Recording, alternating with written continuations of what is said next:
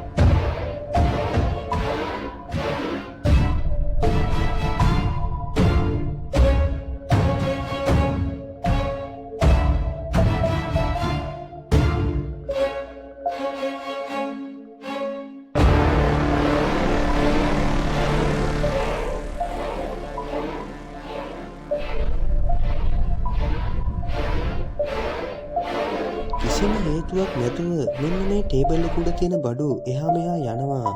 ඉතින් මේ වීඩියෝ එක දැකපු හුඟ දෙනෙක්ගේ අදහසක් වෙලා තියෙන්නේ මේ මොකක් හරි නොපෙනෙන අద్భుත බලවේගයක් නිසා සිදුණු දෙයක් කියලායි.